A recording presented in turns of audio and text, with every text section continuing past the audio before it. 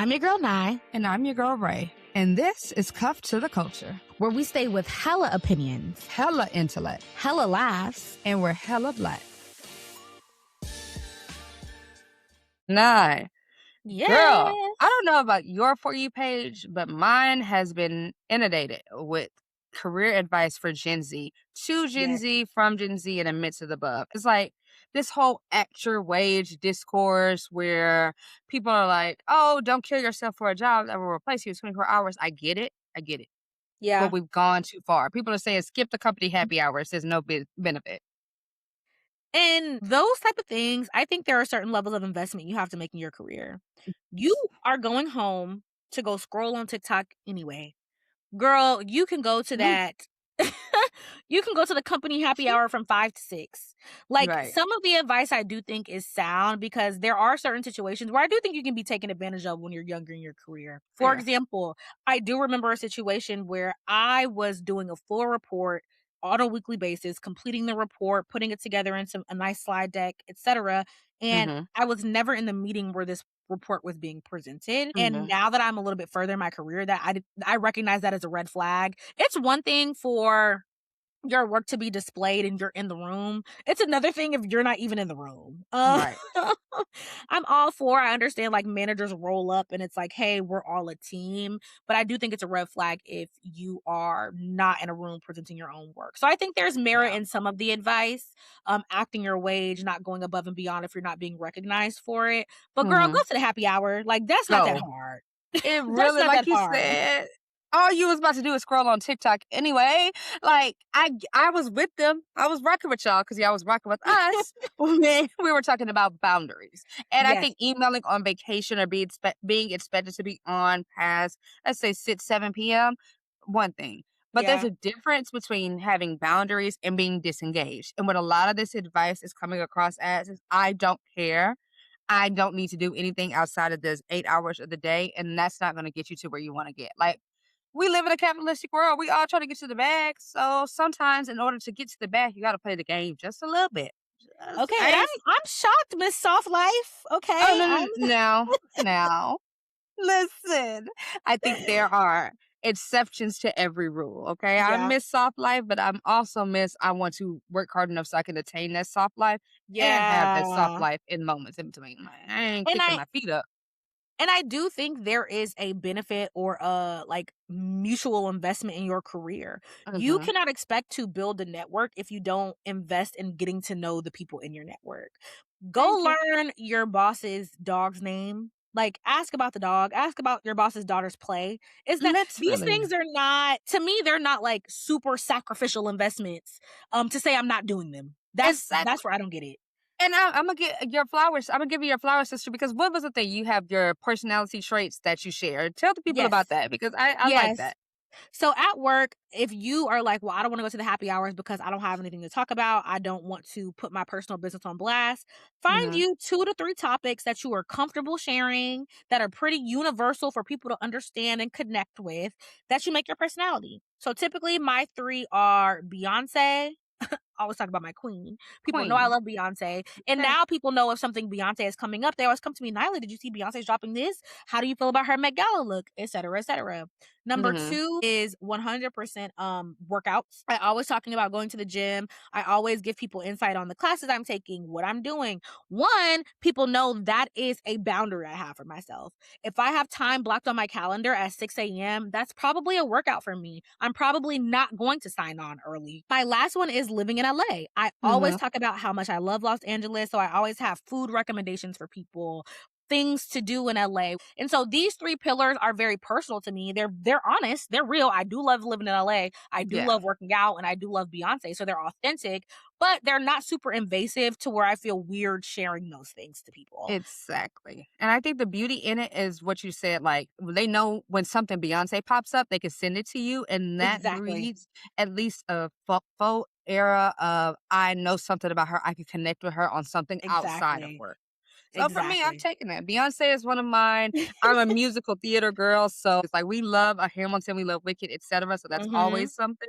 And then Bravo also, because I've worked in industries dominated mostly by women, and gay men. meet Bravo, musical theater, Beyonce, we're Your gonna trifecta. we're trifecta. We're good. We can yap for hours about They it. know you. They say, "I know Rae," okay? This is my girl. We can go see a show together. We can catch up on Real Housewives or whatever. Because I watched multiple Housewives, so Yeah. that's my we see each other moment. Okay. And again, just investing in your network is so important. Like, I feel like people take that for granted. If you lose your job, if you have to find another job, if you wanna do the things you actually want to do in your career, if you're building Literally. a career you're passionate about, you need a good network there. And even if you're not passionate about it, like people, as you grow up in your career, they're looking for references. And if you have that one coworker you could always talk about your dogs or the Legree classes you take every morning, they can be a reference for you later on. So go to the Exactly. happy hour, people. Go to the freaking happy hour. It's not that serious. It's an hour of your day. You were gonna be at home anyways, okay? But and as we know, these rules are not always clearly defined, right? Sometimes Hmm. these are just social rules, social nuances you're supposed to learn when you go to internships or from your mentors or different things like that. And sometimes not following these social rules won't necessarily get you fired, but they may not get you to where you want to be in your career. There Hmm. is a set of social rules for all careers, all industries, so my advice is to learn them and follow them how you see fit to how far you want your career to go. That's all. Thank you. Good point, sis. But speaking on career girlies, potentially being girl bosses, Mm. we are about to get real, sis. Okay. So let's get real, sis. This is our segment where we dive into topics that are a bit more serious. We may have a laugh, but we're here to examine. So let's get real, sis. When it comes to your career, are you motivated by passion, security, or fear? Let's get into it, Ray. Let's get into it because for me, it's evolving.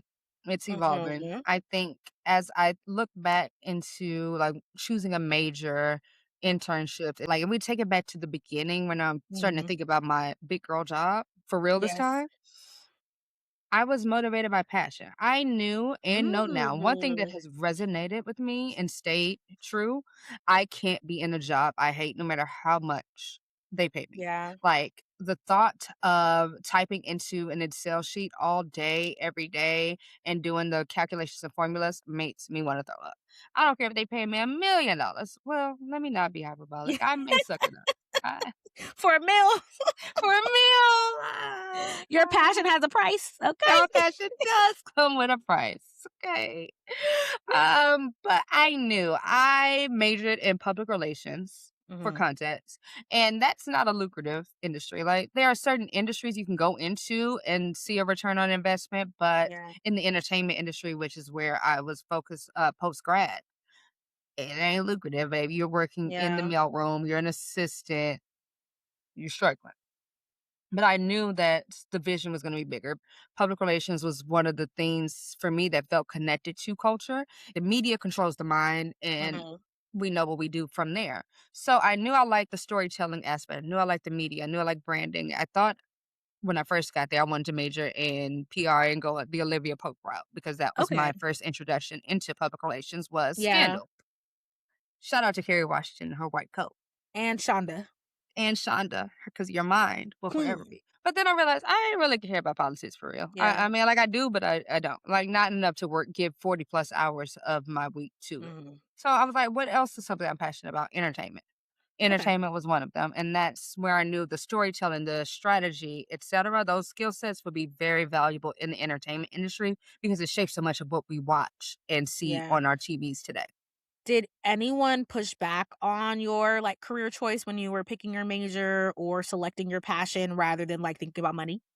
Heck yes. Like, Really? Who? yeah. My teachers, I'll say, I went to performing arts high school, right? So Mhm.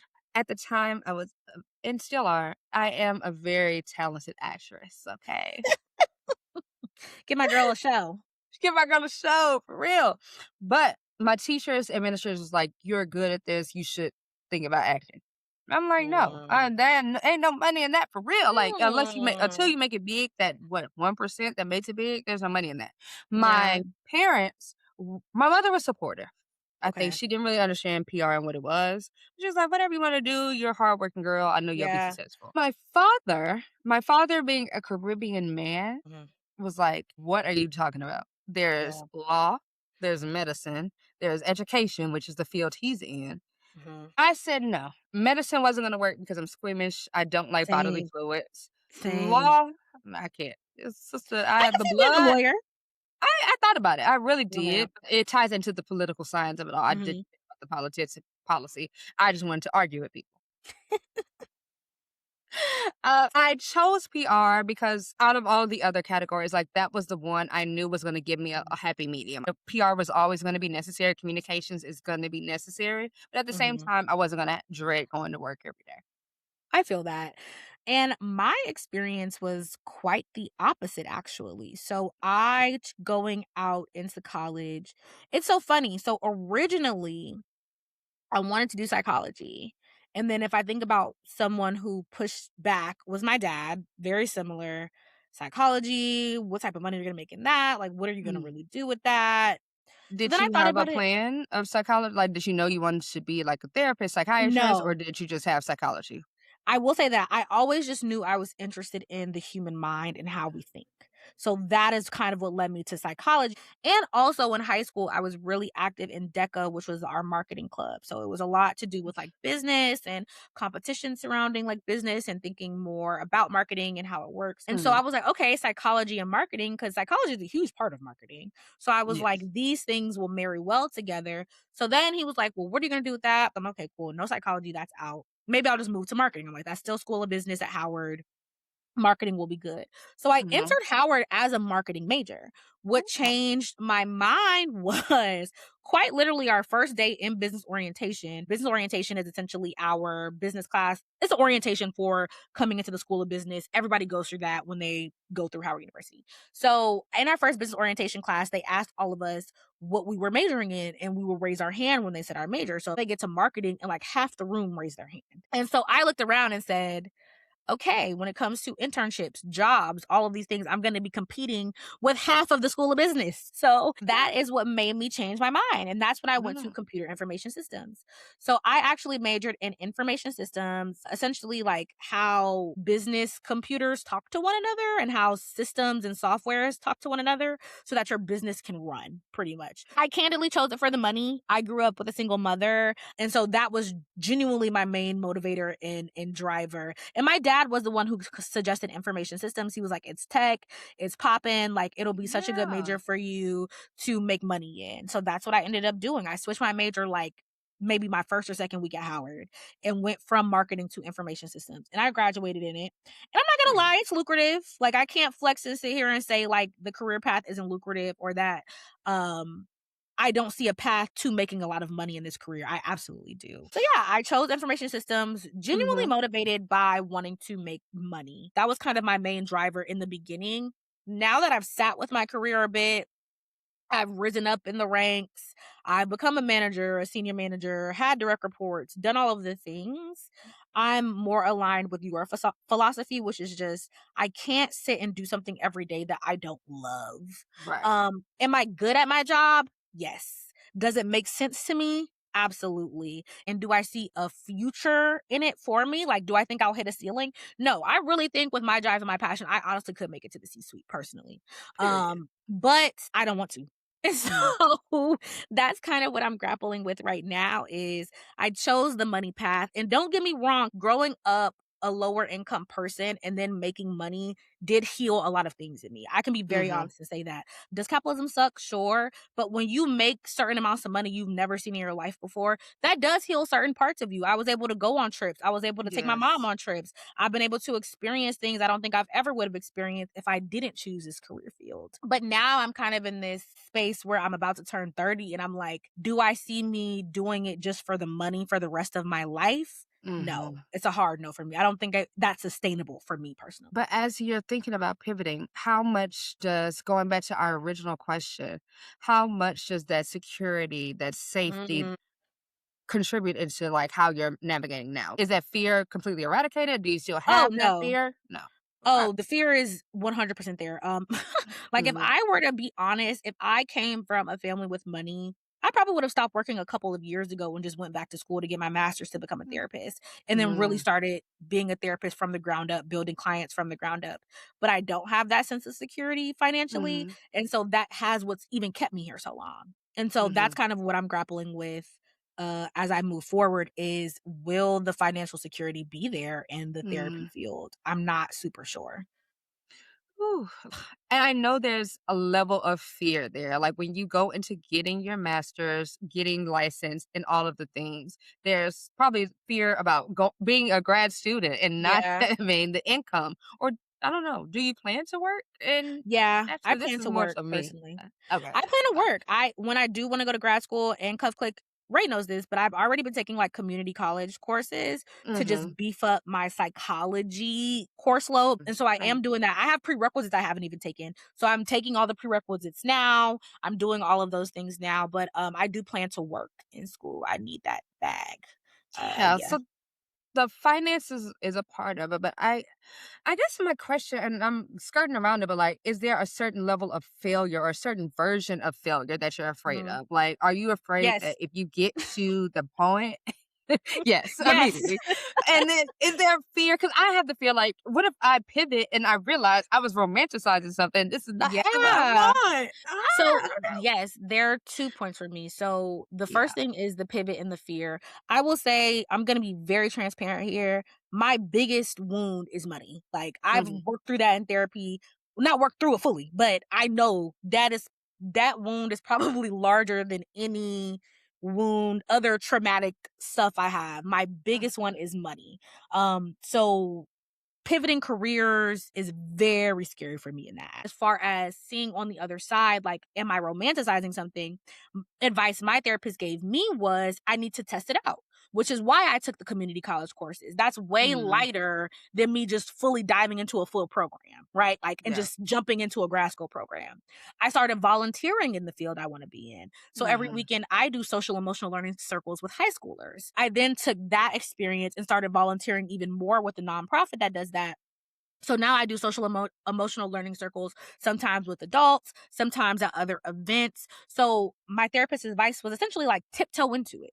Like she said I was scared of commitment, which was true because of the Hmm. money wound and the fear. And so she told me to tiptoe into it and taste it before I fully dive in. And so I Hmm. do feel confident that I love it now. So I think tiptoeing into the pivot for me at least has worked. So I'm super into my transition from Hmm. corporate girly, tech girly into now therapy girly, healing girly. Yeah. But I know you also are looking into a pivot queen. We're both transitioning our lives. So what's your pivot Yes. about? As a person who, as mentioned before, I cannot do something I don't love, my Mhm. pivot is not really a strong pivot. Like I'm currently in PR and I'm thinking about making a transition more into traditional marketing.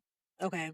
And I'd like to say PR and marketing are like cousins. They're Yeah. related, but PR is the cousin on your daddy's side, while marketing is a cousin on your mama's side, or at least that's how it's treated Mm. by Okay. corporations. That I noticed that I wanted to make a pivot when I started seeing the role of CCO, which is Chief Communications Officer, being eliminated, while I was starting to see a lot more Mm. CMOs, Chief Marketing Yeah. Officers, being appointed. So I said, even as a person who does not at this day and age does not have full desires to be in C-suite, I'm saying I'm starting to see a ceiling on where I can go Yes. in my field. That's important to recognize. Okay. Clock it. Pay attention, y'all. I'm always having 5, 10-year plans. So for me, marketing tends to have more of a bigger spend. It has a larger budget. Mm. And though people love communications, PR when they're having their own scandals, they don't fully value it until As it's a too late. role itself, Mhm. essentially. And Yeah. they don't value it as a role or with the check that it comes with, you Mhm. know? So, uh, grad, fresh out, let's say you major in PR, you're going into a more traditional communications role. Those roles tend to be, let's say 30. When I was coming up, they were like 25, 30, 35,000, 25 to 35,000 salary. Well, maybe we should be a little transparent here. Yeah, let's talk about it. How much was your first role out of college with your major? And that's I'm finna put y'all all the way in my business. When I graduated, I the first full-time offer I received was 27,000.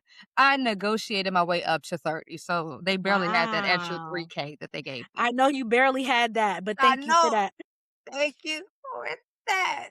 And So for me, fresh out, we graduated in 2019. My first role in tech consulting was 85K. see, With a 10K signing bonus. So I did get a bonus to move out to LA. So essentially 95K. And then we also had like an actual like company bonus on top of that as performance. well. Performance bonus, like yearly, bonus and kind of like a yearly raise as well. Yeah, and let me say this because I had a lot at graduating from the School of Communications, I still had a lot of friends in the School of Business. So Mm. when I came to the entertainment companies that I was applying to, asking for a relocation or a signing bonus, they all but laughed in my face. But I Mhm. do have a question then for both of us. What do you think would have happened if we went the other way straight out? Or do you think you wish you could have gone the other way straight out? For example, I chose money over passion. You chose passion over money. If you Mm. could go back and redo it, would you do it the exact same way? Or would you switch it up? Knowing what I know now, I probably would switch it up, but at that time, I Mm. only saw marketing in a traditional sense, like Okay. I think knowing now, after you put in a certain amount of time, you do the maybe the non-flashy parts, you Hmm. do the grids, you do the Excel sheets, etc. You can get to the creativity, the branding, the storytelling aspect that Yeah. I love. And that wasn't to say I didn't have non-flashy parts of my role starting out in PR, but I just saw PR as an avenue to make the change in the media landscape that I wanted to make. I would have kept my experience the same. And Mhm, I say that because little me had to heal through a lot of stuff before mhm, I could realize I want to be a therapist. This is the path I want to take.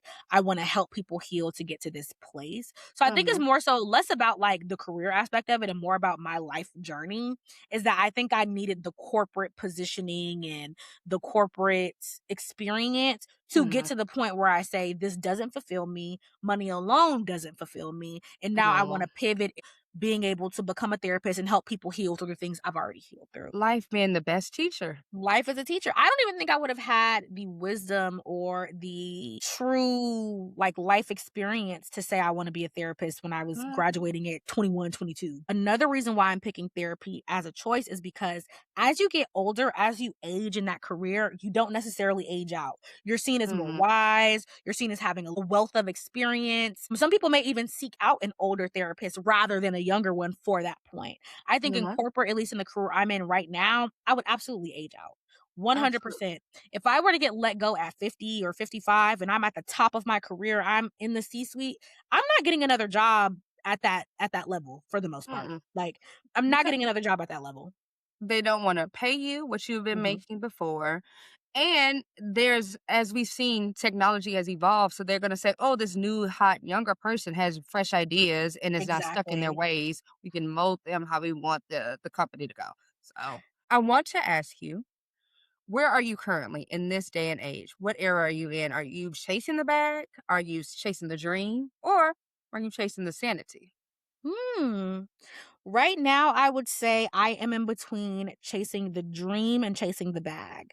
I Mm, have candidly haven't healed my money trauma. So as of right now, it's first and foremost in my mind. So what mhm. I'm doing to pivot is figuring out how can I still make the same amount of money I was making, but pivot into this new career. And so Mm. that's how I'm chasing the dream and the bag. I'm chasing my sanity and chasing the bag, right? So Mm, I'm very much money focused because I have a lot of financial goals I would like to reach right now. yeah, But for every financial goal I have, I also have personal, spiritual goals that I want to reach. yeah. So I'm not willing to sacrifice certain things to get to the bag.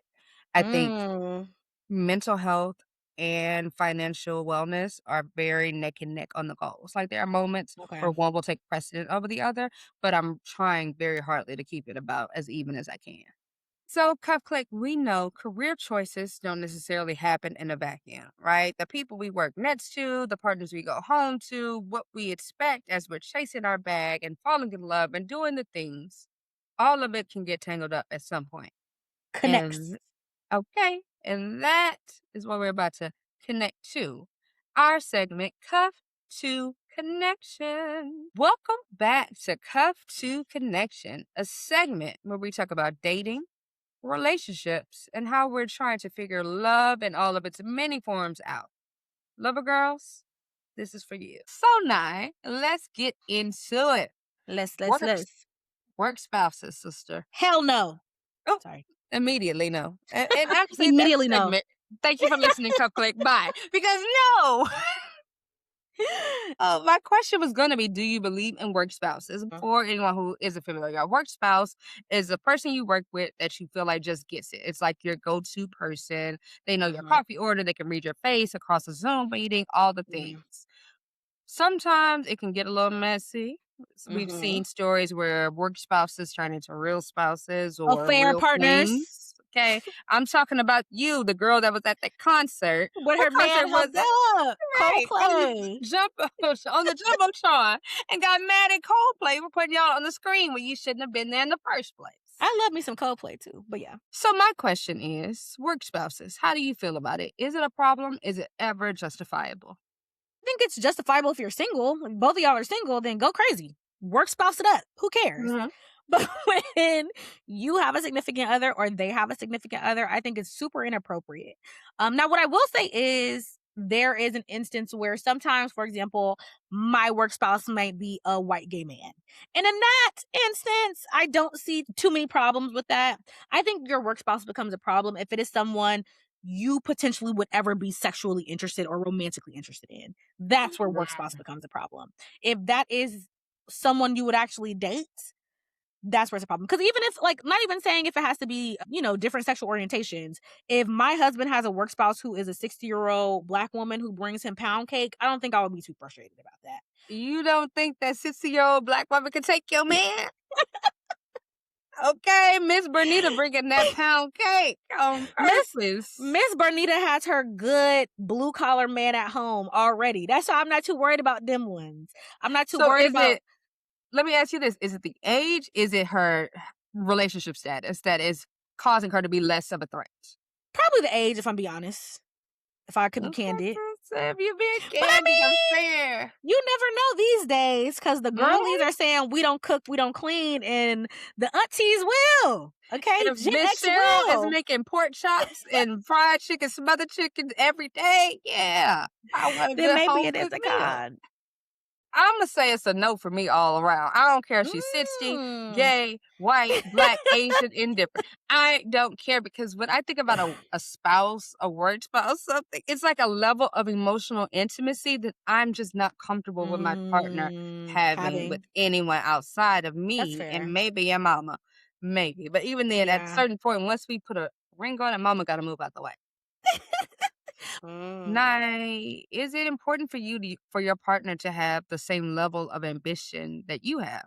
Personally, for me, it's not important. I know I am extremely, extremely ambitious, and I know that the drive I have is not the drive that everyone else will have. So I don't necessarily look for someone as ambitious as me Mhm. because they will then be chasing after the same things I'm chasing after.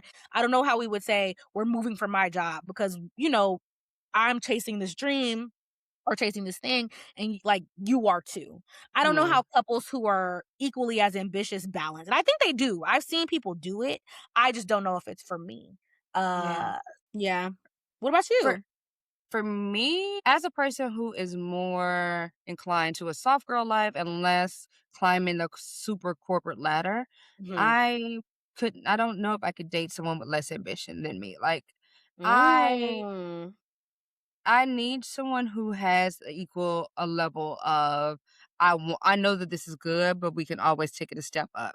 Now, Yeah. for me, that does get to a ceiling at a certain point where, as I talked about a bit before, there are certain things I'm not willing to compromise on. Mhm. It's not. Mental health and financial abundance are equally as important for me. So I need someone who cares. At the same time, I don't need someone who is overly ambitious to me because if I say, hey, babe, let's play hooky and go get breakfast and lay up, you need to be, on occasion, you need to be okay Mhm. with that too. Okay. But as we're talking about the ambition and all, it reminds me of one of my favorite movies, bring back more rom coms, ensemble rom coms, Think Like a Man. You remember? Okay, Will Packer, we will forever sing your praises. Come on, HBCU grad. But I think about, like, the ambitious girl and the dreamer. So you remember Mhm. Taraji's character, she was like, Yes. oh, Miss Girl Boss, and then she ended up falling in love with Michael Ealy's crazy tail self. He wasn't crazy in that movie for Yeah, he once, was sweet in but that movie. he was Dominic. sweet. But Wasn't that his name? Dominic? Dominic, yeah, but he was the chef and he was just a Mhm. dreamer. Or he had a bunch of careers before he ended up I on was gonna chef. say, he was a little, jack of all trade-ish. Yeah. But He then it found it. worked out for He them. found it. He found it. I'm Mhm. thinking about that movie as I think about Taraji P. Henson and Michael Ealy's characters.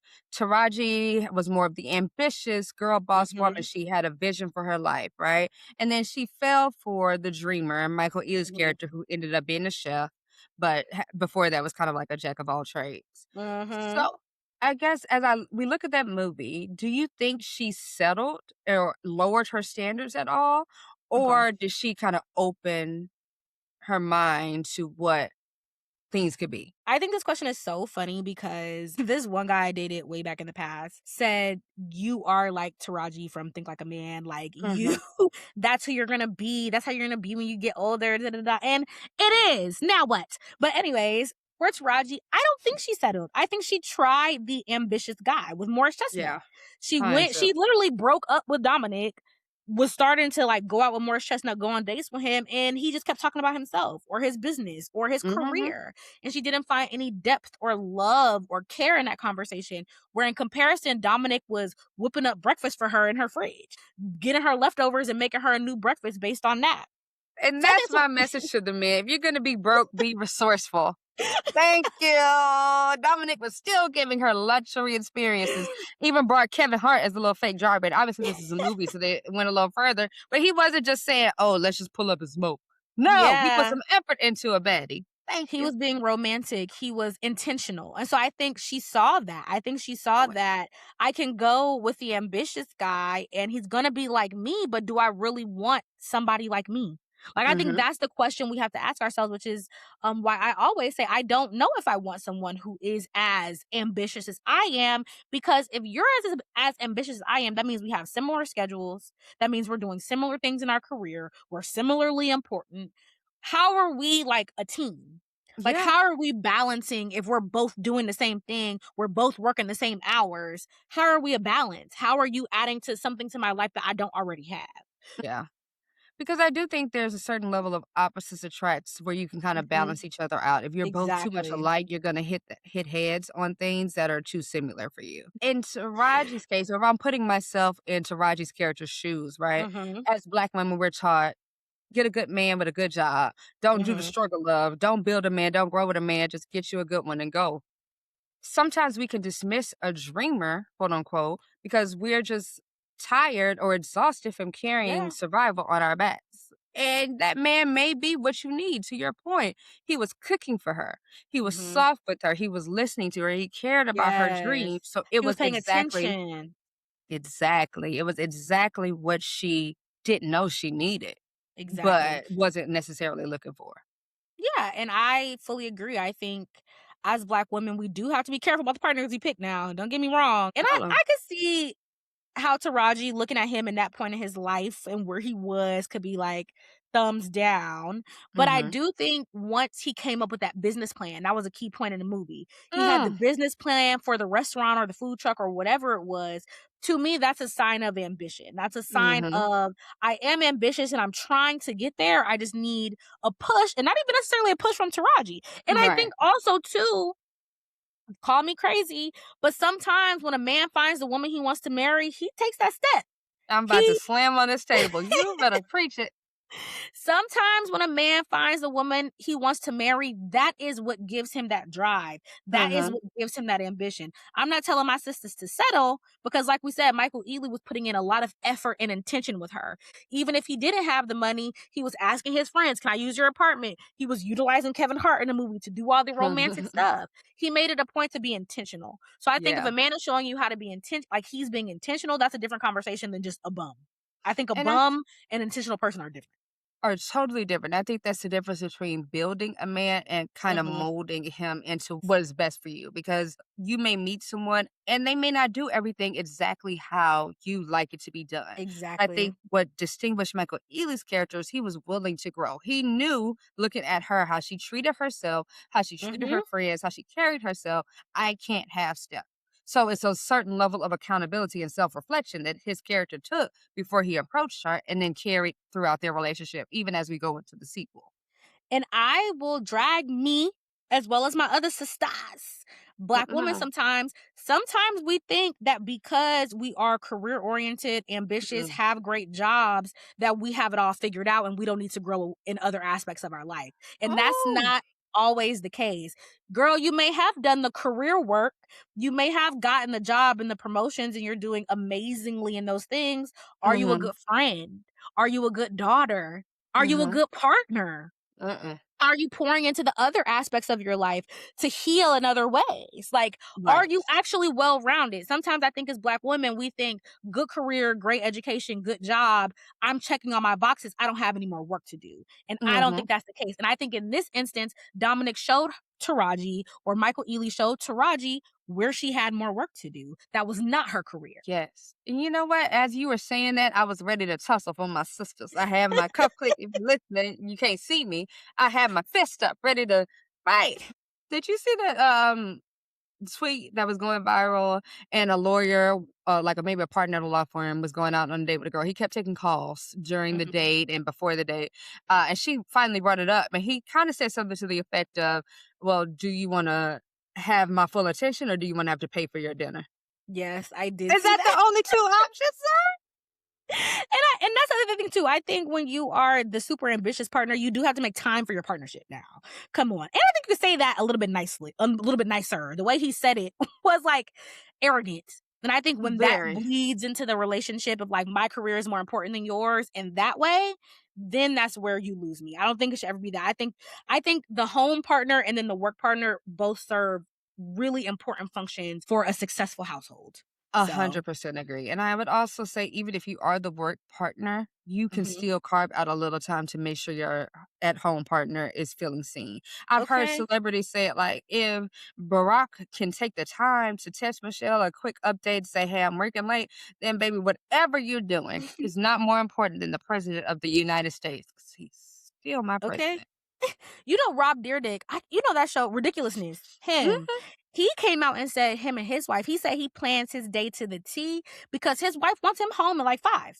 So he said he plans his calendar so specifically to where she says like we have a certain amount of time we need to spend together every week that they spend that time. And so I personally Yes. don't think anybody is too busy for that. Maybe if you're a surgeon or No. something where I could kind of Maybe. see that where you like you get called in randomly. Mhm. Um but other Miranda than Bailey that, and Chuck fell out about that okay. in her first marriage. Yeah. Exactly, in Grey's Anatomy. So, Mhm. I can kinda see that in maybe the medical field more so, maybe again presidency where stuff does just randomly pop up. But pretty much for everyone else, you can carve out time for your partner. Come on, and you don't gotta be arrogant about it. If you're the You work don't. partner, you're the person who is running the household is keeping you afloat because 'cause you're probably not making the doctor's appointments, you're Mm-mm. not going grocery shopping, you're not remembering your mom's birthday, you're not remembering the kids' birthday parties they gotta go to. That person is Mm-mm. still a very key part of your life to keeping your community alive. So, let's Yeah. be clear. And I say, I mean, I hear stories or what are perceived as horror stories about having to schedule date night and schedule sex. Mhm. I think you can make that sexy. Hey, baby, make sure on this day, on this Tuesday at 7 p.m., you wear that red lacy because we're going out. I'm Yeah, taking you out. I've carved that out on my calendar. If you're a corporate exactly. person, you live and die You by the have calendar. that Everything calendar. is there. Okay, I have a question for you before we wrap. Uh-huh. How What's do up? you feel about prenups then? Because we're Mm. talking about career, we're talking about relationship. So what are your thoughts about a little prenup before the marriage? What does that look I'm like? giggling because I'm thinking of course, a Tyler Perry movie, Medea's Diary of a Mad Black Woman, where Medea was like, "What the hell you signing a prenup for? Ain't nobody told you to sign no prenup." And that example aside, my perspective on prenups is, I think, in this they make sense. Yeah. I'm sorry, they do. I've seen too many instances where things go wrong and the person you married is not the same person as the one you're divorcing. And I Okay. think it is best to have protections around the things you have worked and spent so many hours building. Now, I think if you're in a scenario where your partner, taking gender aside, says, I earn X amount to sustain us, I would love if you stayed at home to kind of take care of me while I go out and take care of us. I think there needs to be some constituencies in that Mhm. prenup to protect you. Because if you're going to take off X amount of years From from the work, workforce. you cannot just hop back into the job with the degree that you have. Yeah. You have a huge gap on your resume. There's so many more skills and so Yeah. much more experience that has been built by people of your same age and tenure. You're going to need something to protect you. Point Mhm. blank, period. I agree. I think prenups are protection for both parties, right? I do think if women are going or anyone, if anyone's going into the situation where they are not working because they're gonna be the stay-at-home partner for their relationship or their Mhm, household, you have to have protections built around that. You can't like you said, the person you marry is not always the person you divorce. So you have to have something to protect you, against a decision you're making when you're in love, because love mhm. does crazy things to people, okay? Love will make you do some crazy. I got a song for everything. So, yes, I definitely think there are Agree. protections. And actually, because you brought up Tyler Perry, what do you think okay, why did I get married? There was Mhm, Janet Jackson's character, and then there was mm, Gavin. I can't remember the actor name, but Gavin. So, Janet Jackson and mhm. her husband in the movie. Malik Gilba. Yes. Yes. Janet Jackson wrote the book about marriage and counseling. That's essentially what the whole movie is based upon, talking about her and her friends' marriages in that book. When they Mhm. were going through their divorce after they lost their child, so again, something they probably never predicted would break them up, but Yeah. life happened. They're now going through a really messy divorce, and he said he deserved half of her book money because he was there in the bedroom when she was building the book. She bounced ideas off of him. Their stories were in the book, but also so were their other friends' stories. Their stories were Mhm. also in the book. So, what are your thoughts there? I don't think he needed half. I disagree. Mm, Like, it's more to writing a book than inspiration. And essentially, what he did was provide some inspiration. So, if that's the case, she owes all of her friends and everybody else mhm, she's come across a certain portion. Does he deserve any of the money? I would say, yeah, a little bit. It wasn't just mm, fully her money. If I was to look at it from the other point of view, I would say a person that is there with you day in and day out, yeah, helping build the business, maybe not having the exact title or role, is still deserving of some of the profits. And mm, I do think maybe it would be a more fair split to do like 20, 25%, but a certain portion yeah. of that he is owed, in my opinion. What an episode, Cuff Click. We got into the career of it all, the girl boss of it all. Okay. Whether you're Mm-mm, in a moment of pivoting or in a moment where you're considering career over relationship or relationship over career, we had a mm-mm. conversation. And all we're here to do is do that. Make you think and make you talk. Okay, and let you in on a little bit of what we're navigating as well, because we're just two That's what we're girls with going one through. mic. Okay. Two girls, one mic. One mic. And if you listen today, consider yourselves cuffed to the culture. To Let's the give him Wakanda forever. culture. Chadwick CC. was so tired of doing this. R.I.P. Oh, Chadwick. He was tired of that. may he rest in peace. Yes. But we are back next Monday with a new episode. Tune in, you guys. You know, we transition to one episode a week. So we're so excited to have you with us once a week. Yes. And while you're tuning in once a week, be sure to be following us on socials at Cuff the number two, the culture on Instagram and TikTok, and at Cuff the number two, culture on Twitter/X. And if this episode felt like your group chat, share it. Send it to a friend. Send it to a coworker. Hey, we got into Mm. work conversations today. Send it to your work Just don't spouse. send it. Don't send it to our coworkers, okay? Please, God. But add them to the cuff click and make sure you're continuously added to the cuff click. We love you guys. Bye.